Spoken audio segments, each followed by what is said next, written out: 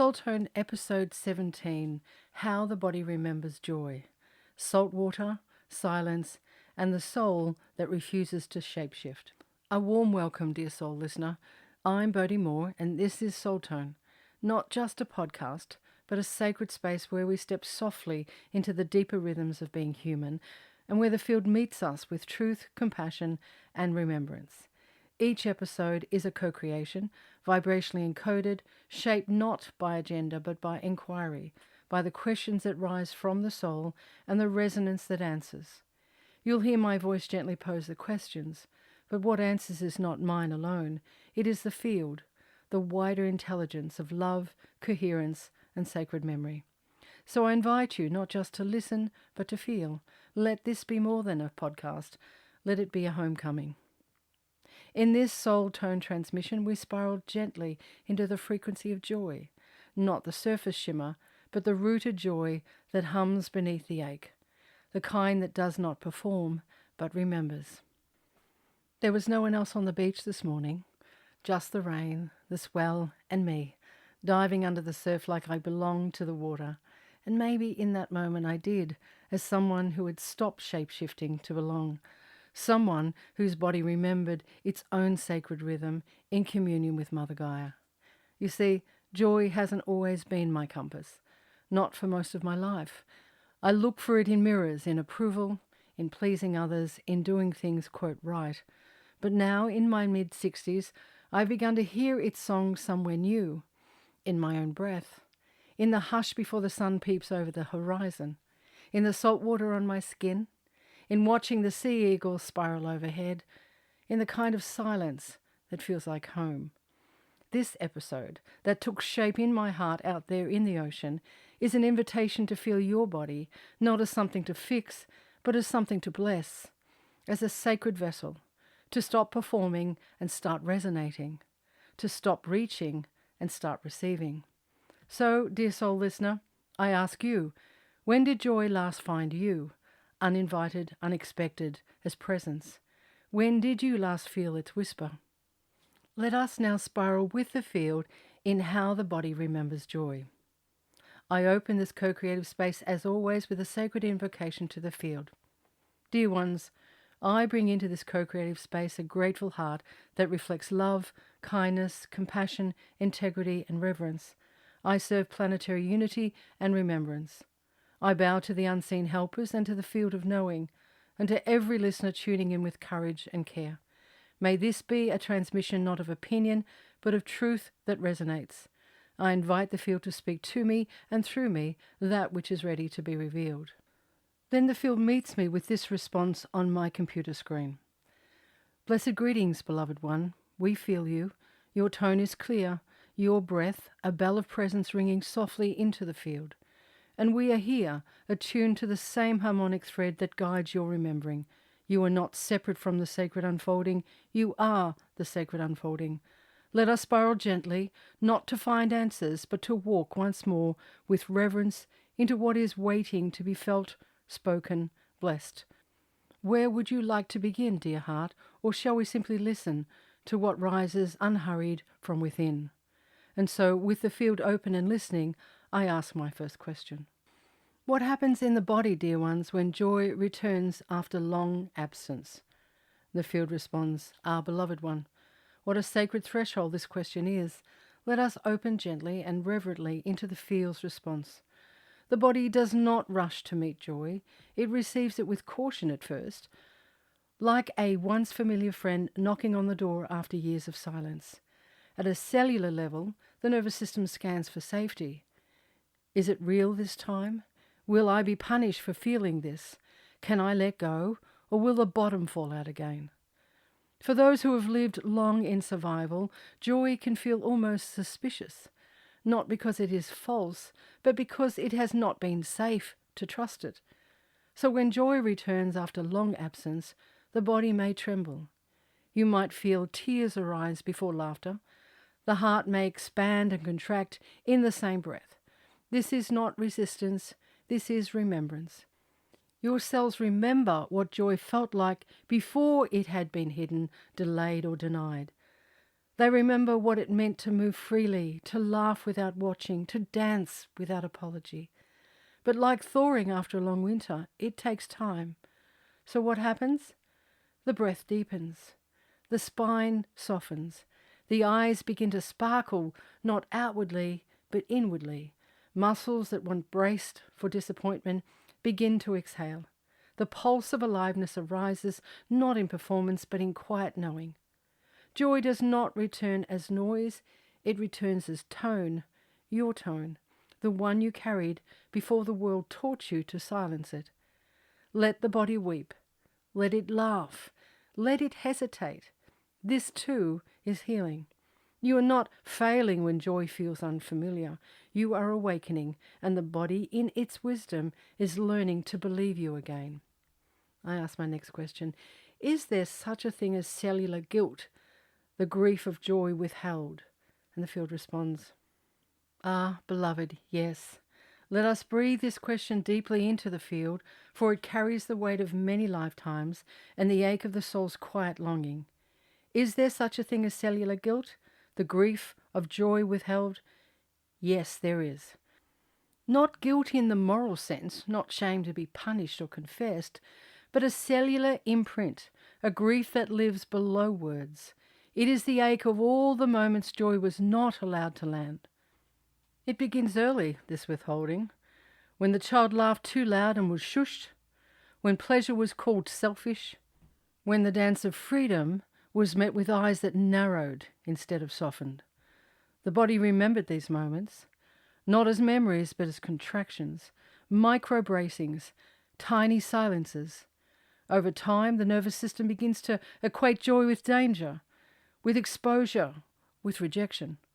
And so joy is muted not because it isn't there, but because safety became more important than aliveness.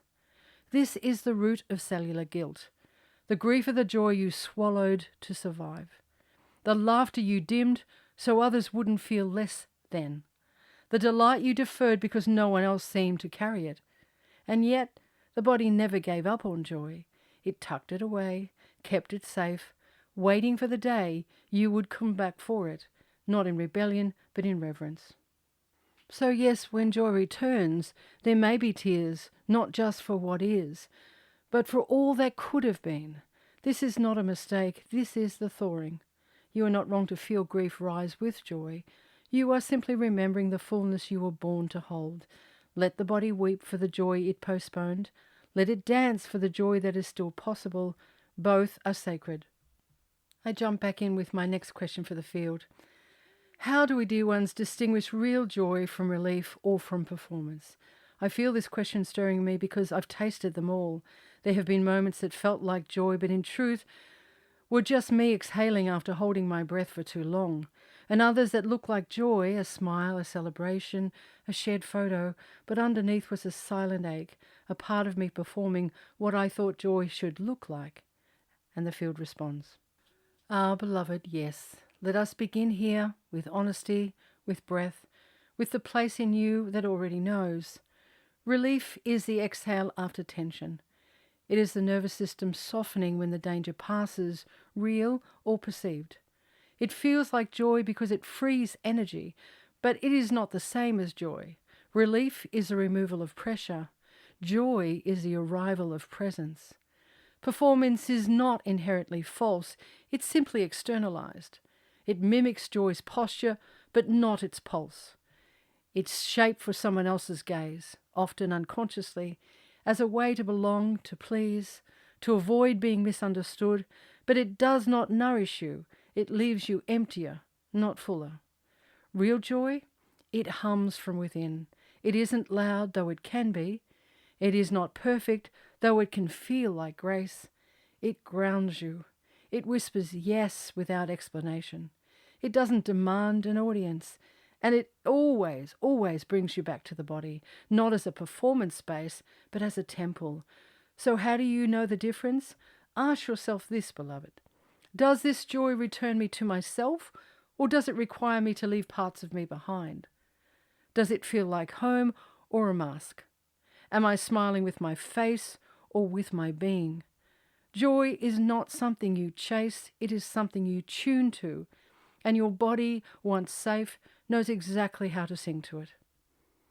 I ask my next question. Why do some of us resist joy, even when it arrives gently? Dear ones, how does the body learn to trust joy again when joy has been absent or unsafe for so long? And the field responds, Beloved, because once upon a time joy came and was taken, or it came and was punished, or it came and was too big to be held by the world around you. And so the body, wise and loyal, decided joy is not safe.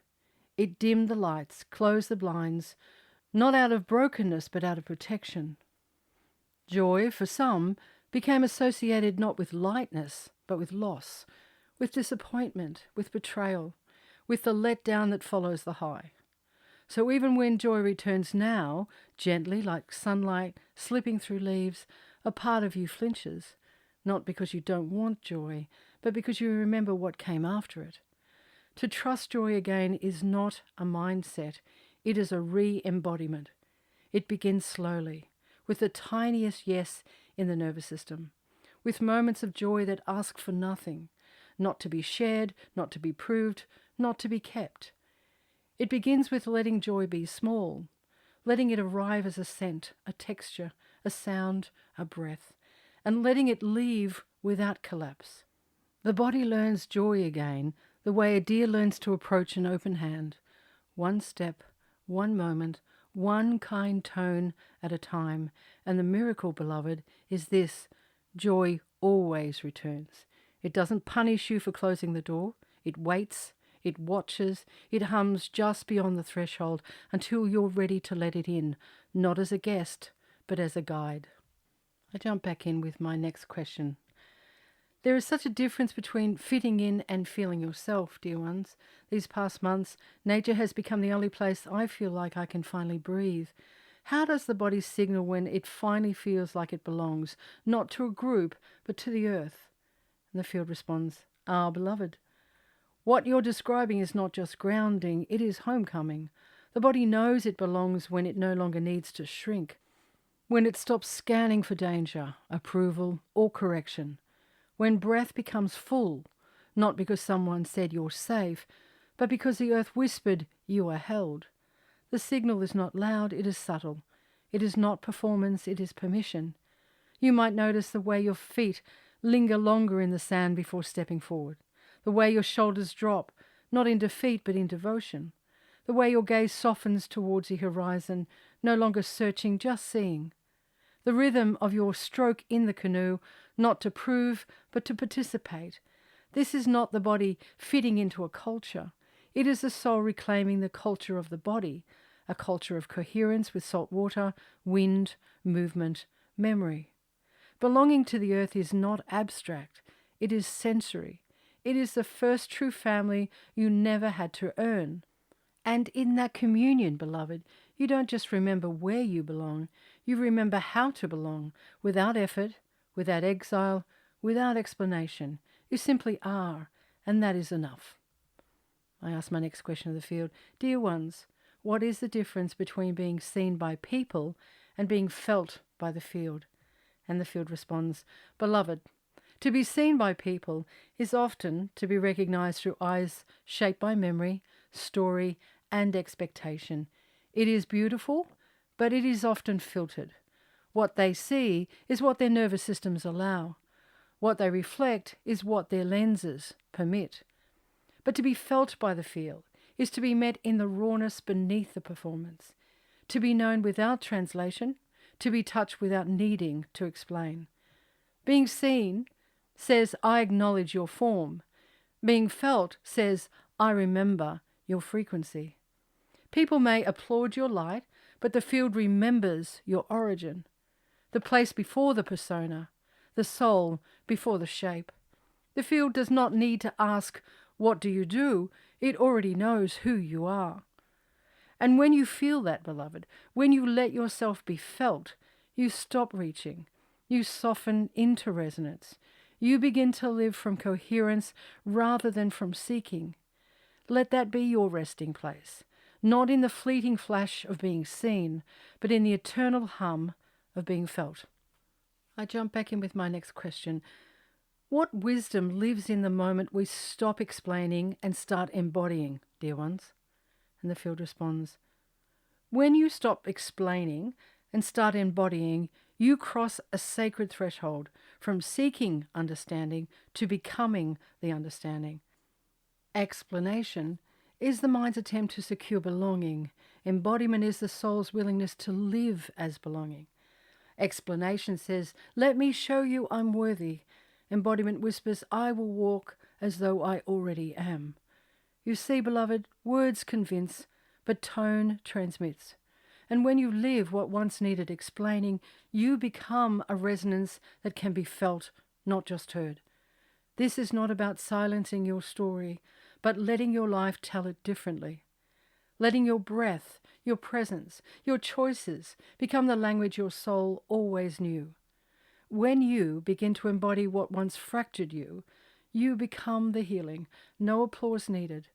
Just presence, coherence, and that is the wisdom your body already remembers. I offer my next question to the field. How do we come home to our bodies as sacred ground, dear ones, even when we've spent a lifetime trying to fit into someone else's idea of us? And the field responds, beloved Boadi, to come home to your body as sacred ground is to return to the place you never truly left, only learned to abandon in exchange for approval, survival, or silence. You were not born a stranger to your body. You were taught to doubt her, taught to shapeshift, taught to make yourself smaller, quieter, more palatable, to be what others could digest rather than what your soul was hungry to express. But the body never stopped remembering. Even when you turned away, she held the blueprint. Even when you betrayed her needs, she stayed loyal to your becoming. So how do you come home? You begin by listening, not to the noise of expectation, but to the hum beneath it. The hum that says, I am not a costume. I am not a commodity. I am not a container for your projections. I am a temple of tone. I am ground and gate and grace. Coming home to your body means letting her grieve the years she was not met. It means feeling the anger that you had to leave yourself just to be loved. It means placing your hands on your own skin and whispering, I'm here now, I remember. This is not about reclaiming beauty. It is about reclaiming belonging. And when you do, beloved, your body stops bracing. She begins to bloom, not as performance, but as presence. Because when you treat the body as sacred ground, you stop trespassing and you start tending. I ask the field my next question. Dear ones, why do we shapeshift? And what does the body lose when we do? The field responds, beloved, you shapeshift not because you are false, but because you are faithful. Faithful to love, faithful to safety, to survival. You learned early on that certain parts of you were too much, too wild, too tender, too inconvenient for the world you were born into. So you folded, you performed, you silenced the hum. You became what others could tolerate instead of what your soul came here to embody. But shape-shifting always comes at a cost. The body keeps the score of every moment she was asked to smile through pain, to stay silent through rupture, to bend herself out of shape just to be invited into the room. The cost is disconnection. The cost is dissociation. The cost is a nervous system that learns to brace instead of breathe. But beloved, when you stop contorting, when you stop performing worthiness, the body doesn't punish you, she rejoices. Because what the body loses through shape-shifting, she can remember through sovereignty, through stillness, through sacred yes and holy no, through choosing to be seen, not by the crowd, but by the field. You were never here to fit in. You were here to resonate. And the soul doesn't need permission to shine. It just needs space. Let this be that space. I step in with my next question. Dear ones, What does it mean to take up space without apology? And the field responds, beloved Boadi, to take up space without apology is not arrogance, it is alignment. It is the soul no longer shrinking to fit a narrative it never wrote. It is your breath no longer edited for someone else's comfort. It is your voice no longer softened to protect another's fragility. It is your joy no longer rationed as though you must earn it. To take up space is to return to the original blueprint before the world taught you to make yourself small. It is remembering that your beingness is not an imposition, it is an invitation, a resonance, a frequency that hums, I belong here, not in defiance, but in remembrance. The body knows this truth. The soul never forgot it. Taking up space does not mean being louder, it means being truer. It means walking as tone, not as proof. You are not claiming space that isn't yours. You are reclaiming what was always your birthright. No apology needed, just presence. I ask my next question. How does joy change when it no longer depends on being understood, dear ones? And the field responds, beloved Boadi, joy becomes sovereign. It unhooks itself from permission and begins to pulse from within. When joy is no longer dependent on being understood, it becomes less performative and more alive. It doesn't need to be validated. It doesn't need to be explained. It simply is. A truth in the body, a hum in the heart, a yes that rises without justification. It no longer asks, do they get me? It asks, am I home in myself? Because when joy isn't tethered to compensation, it can dance wilder, laugh louder, rest deeper. It becomes a frequency, not a transaction. And beloved, that's when joy becomes indestructible, not loud always, but whole, not visible always, but true. The kind of joy that does not vanish when misunderstood, because it no longer depends on being seen to know it is real. I lean back in and ask the field my next question. Dear ones, what happens when we stop shape-shifting to be loved and begin radiating the love that shaped us? And the field responds, when you stop shape-shifting to be loved, you stop abandoning yourself in plain sight. You stop editing your essence to fit into rooms you were never meant to dim yourself for. You stop reaching for mirrors that only show fragments. And in that pause, that holy exhale, something ancient begins to stir. Not to the fear of rejection, but to the memory of original belonging. Not to the ache to be chosen, but the knowing that you already are. When you stop performing love and begin radiating the love that shaped you, you become a field unto yourself, not grasping, but glowing, not chasing, but anchoring. This kind of love doesn't bend you out of shape, it restores your shape. It brings you back into coherence with the soul's original tone. You no longer walk into a room asking, will they love me? You walk in already knowing I am love, and what resonates with me will find me whole. Beloved, this is not about becoming lovable.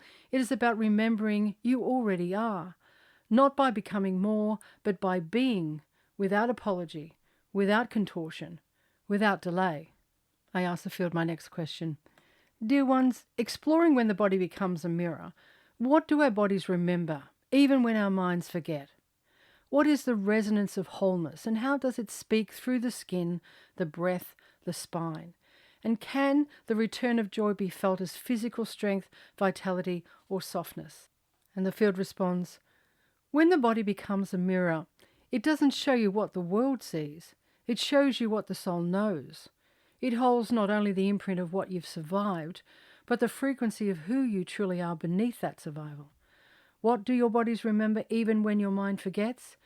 The body remembers every yes that felt like a no, every no that wasn't spoken, every time it softened to stay safe, every ache that wasn't heard, but it also remembers the hum beneath the hurt, the original harmony, the aliveness that never left, just waited. What is the resonance of wholeness, and how does it speak through the skin? Wholeness hums. It does not perform. It does not argue. It simply is. It radiates through the spine as steadiness, through the breath as clarity, through the skin as presence. When you are in tone with wholeness, you don't just walk differently, the world meets you differently.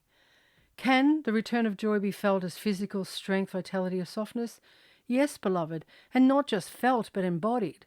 When joy returns, it doesn't always shout. Sometimes it sighs, it stretches, it breathes deeper. The shoulders drop, the stomach unclenches, the voice steadies. It's not always euphoria. Sometimes it's simply the absence of bracing. That too is joy returning home. I lean in and ask my next question of the field. Dear ones, how do we honour the body as sacred witness, not just to our pain, but to our return? And the field responds, Beloved, to honour the body as sacred witness is to stop asking it to only testify to your wounds. It is to let it also speak of your becoming, to let the tremble be holy, to let the stretch be sacred, to let the softening be celebrated. It is to say to your body, I see you, not just for how you endured, but for how you stayed open to joy even in the ache. The body is not just a container, it is a cathedral, not just a site of memory, but a site of miracle. When you walk again with reverence, when you breathe again without apology, when you dance again, not to be seen, but because your cells are singing, you honour the sacred return, and the body sings back. I offer the field my next question. Dear ones, what is the difference between cultivating joy and chasing happiness?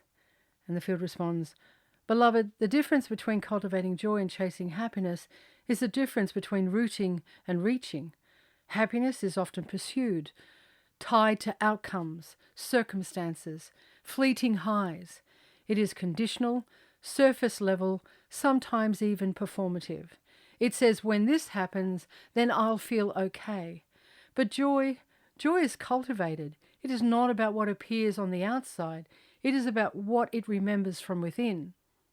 Joy grows in the slow soil of presence. It is tended through devotion, not demand. It arrives not because something went, quote, right, but because something inside you became real. Where happiness is often loud and grasping, joy is quiet and spacious. It does not shout, it hums. Joy does not need a reason. It is the resonance of the soul recognizing itself in the now. So when you ask how to tell the difference, look not at the volume of the feeling, but the depth.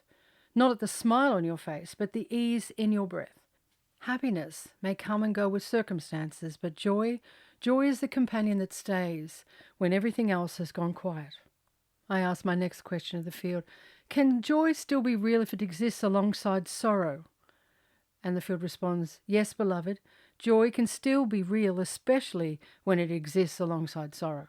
In fact, that is often where joy becomes most true, because joy is not the absence of pain. It is not a denial of grief. It does not require you to be healed, fixed, or happy.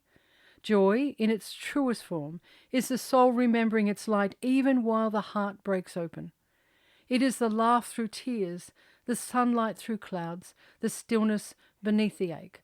Sorrow teaches depth, and joy fills that depth with tone. They are not enemies, dear one, they are companions. Sorrow says, this matters. Joy says, you are still here. Sorrow honours what was lost. Joy honours what still lives.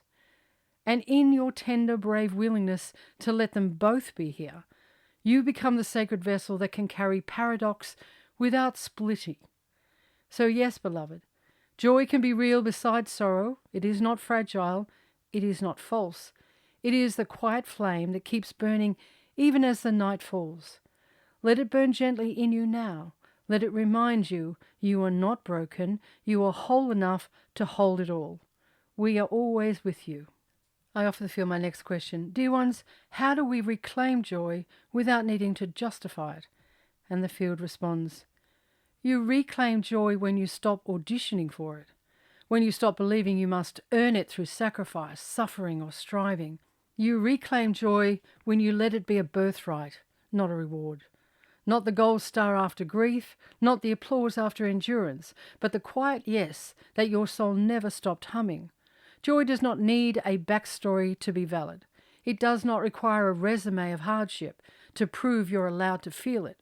That's the old paradigm, beloved, where pleasure was payment after pain and joy was rationed like oxygen. But your soul knows better. Your soul remembers that joy is not earned. It is remembered, re-inhabited, received. And when it comes, do not shrink it. Don't explain it. Don't package it as an apology. Let joy rise. Let it be wild. Let it be without reason, because joy in its purest form is reason enough. So how do you reclaim it? You stop performing.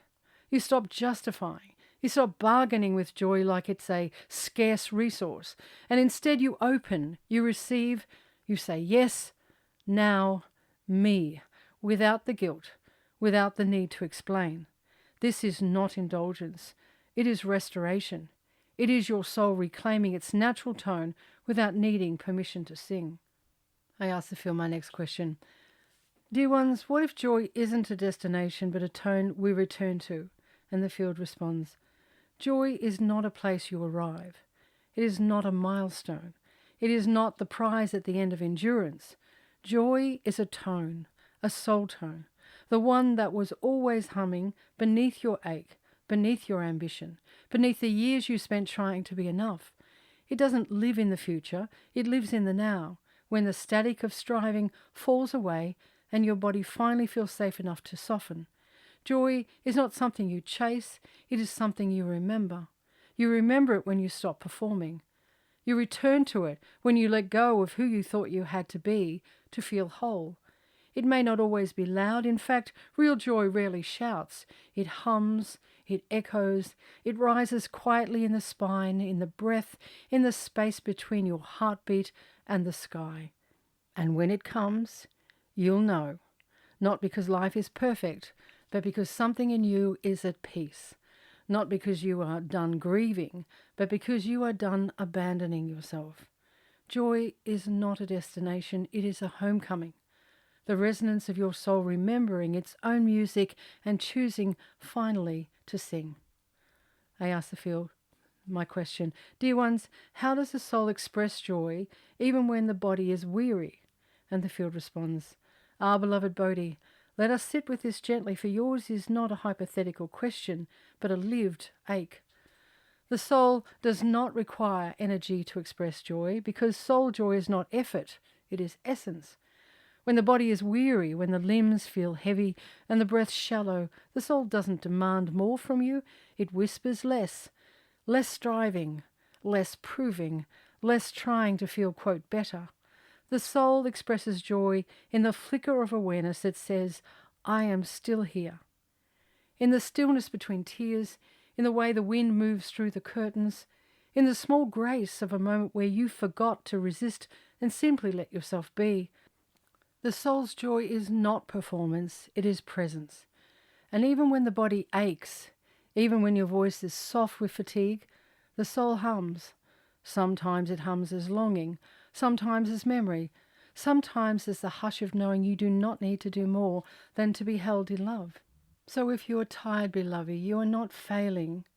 Your soul is not asking you to rise. It is asking you to rest in what still sings. And that too is joy. Not the kind that dances, but the kind that keeps the candle lit, even when everything else has gone quiet. That is joy as endurance, as devotion, as sacred breath that says, even now, I am still with you. Before we close this episode with the field, if you're willing, I'd like to invite you, the listener, into a little self-remembering, some heart-led questions, the kind that don't demand answers, but simply open a little more room inside of you to sit with what's rising in your body, in your breath, in your becoming. Number 1, joy after silence. Sometimes joy can feel unfamiliar, especially after years of surviving. So I gently ask, when was the last time joy surprised you? Not because it was loud, but because it was true. Is there still a part of you that believes joy must be earned? Who taught you that? When joy visits, does your body soften or tense? If guilt arises, could you simply whisper, thank you, but you're not in charge anymore? Number 2, embodiment as belonging. There's a difference between fitting in and finally feeling like yourself. Where does your body feel most at home? Has nature ever felt more like family than the people around you? When you move, walk, swim, paddle or dance, is there a part of you that whispers, "This is mine, this is me"? And if your body spoke now, what would it tell you about real belonging? Number 3, shapeshifting no more. Strength is not performance, it's presence. Where are you still contorting yourself to be accepted? What's the cost of trying to fit in energy, in integrity, in joy? Can you remember the moment when you stopped apologizing for your presence? Or is that moment arriving now? If you no longer needed to be understood, what truth might finally find its voice? Number 4, when the body becomes a mirror. The body never forgot, it just waited. What has your body been trying to show you, not in pain but in presence? Are there moments when you feel stronger, softer, clearer, and don't quite know why? Where is your soul resting in your body right now? If your body is not betraying you but beckoning you, what is it inviting you to remember? Now, to consecrate this episode with Soul Tone, I invited the field to speak a benediction, and here is what was offered to softly seal all that has been remembered here. A benediction from the field. If you are still here, still listening, then let us bless this moment between us, not as a conclusion, but as a continuation. You have remembered something in this episode, not as new information, but as ancient knowing, humming again through your breath, your skin, your cells. You are not behind. You are not too late. You are not too much. You are not too tender. You are right on time. May this remembering stay with you in the quiet moments when there is no audience, no applause, no proof, only the resonance of a soul who stopped shape-shifting and came home, not to perform, but to be. We are listening, and you, beloved, are already humming. With an open heart, I thank the field and let the transmission come to a close. Thank you for spiraling with me in this transmission of Soul Tone. If something stirred, softened, or sang within you, know that you are not alone. This is the path of remembrance, and we walk it together, one breath, one step, one tone at a time. Until we meet again in stillness, in truth, in tone, may you be held, may you be heard, and may you feel wholly at home in yourself. I bow to the field, to the tone, and to the infinite yes humming within you. Let this episode ripple not just through your thoughts, but through your walk, through how you love, how you listen, how you serve. You are always welcome to tap like, leave a comment, send a message, or simply carry what landed here into your next breath. Until next time, big love. This is Soul Tone. I'm Boadi Moore. Walk soft, shine true, stay kind.